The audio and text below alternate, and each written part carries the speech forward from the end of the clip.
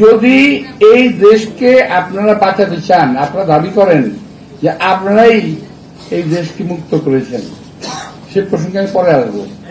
তা যদি হয়, আরেকবার দেশটাকে মুক্ত করেন না। দেশের প্রশাসনের বিভিন্ন প্রতিষ্ঠানের সচিবালয়ের ভিতরে এই দেশে যে শত্রুগুলো বসে আছে, আওয়ামী লীগের দালালরা বসে আছে, তাদেরকে কেন আপনারা বের করেন না? আমি যদি বলি যে তাদের কাছে আপনারা অবৈধ সুবিধা পাচ্ছেন, এই কারণে বলেন না?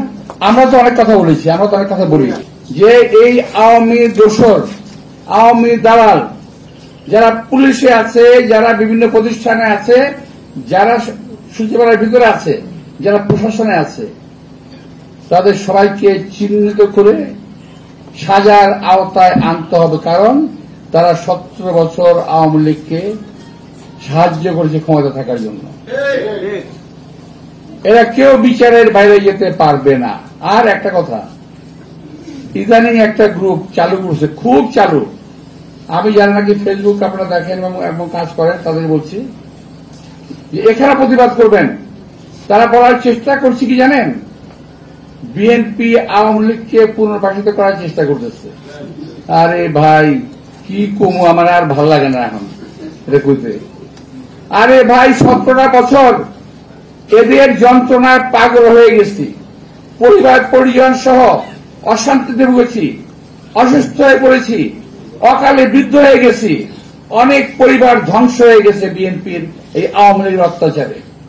বরং আমি বলতে চাই, আওয়ামী লীগকে যারা দেশে পুনর্বাসিত করার চেষ্টা করবে, তাদের বিরুদ্ধে আমাদের সংগ্রাম অব্যাহত থাকবে। এই দেশে আওয়ামী লীগের অবস্থান থাকতে পারে না, এবং আওয়ামী লীগের হাসিনা সহ আওয়ামী লীগের সমস্ত নেতা কর্মী, প্রশাসনের ব্যক্তিবর্গ, তাদের সকলের বিচার হতে হবে। এখন কথা হলো, আমার অনেক ভাই বলেন, আমাদের অনেক সন্তানরা বলেন যে আগে বিচার করতে হবে, পরে নির্বাচন হবে। কেন ভাই? আপনারা তো আমাদের চেয়ে বেশি অত্যাচারিত না। যদি বলেন 5ই আগস্টের কথা যদি বলেন, আরে ভাই 5ই আগস্টে, এখন তো বলতে গেলে তো আবার ভালো লাগবে না, আচ্ছা বলতে চাই না। 5ই আগস্টের আগে 14 আগস্ট, 5ই আগস্ট আমাদের মনে আছে না? আমি তো নিজে রাজপথে ছিলাম ভাই, আমি নিজে কাকরাইলের মোড়ে ছিলাম, টিআরসির মুখে ছিলাম, তো হেলিকপ্টার উপর দিয়ে ঘুরতেছে, ছিলাম তো ওখানে, আমি নিজে ছিলাম। তো এখন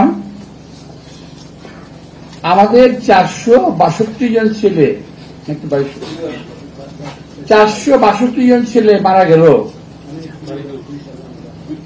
30,000 মতো আহত হল, আমাদের কোনো অবদান নাই। আরে ভাই, অনেকে বলে, আমার কথা এটা কিন্তু আমার কথা না, অনেকে বলে যে আপনারা তো সারেন্ডার করে ঘরে ঢুকে গেছিলেন। যদি প্রাইভেট বিশ্ববিদ্যালয়ের ছেলেরা না বেরোতো, যদি ইসলামী ছাত্র শিবির কিংবা বিএনপি না বেরোতো, যদি ছাত্রদল না বেরোতো, তাহলে কি অবস্থা দাঁড়াতো? সুতরাং কৃতিত্বের দাবিদার একা হওয়ার চেষ্টা করেন না, ক্ষতি হবে দলের এবং দেশের।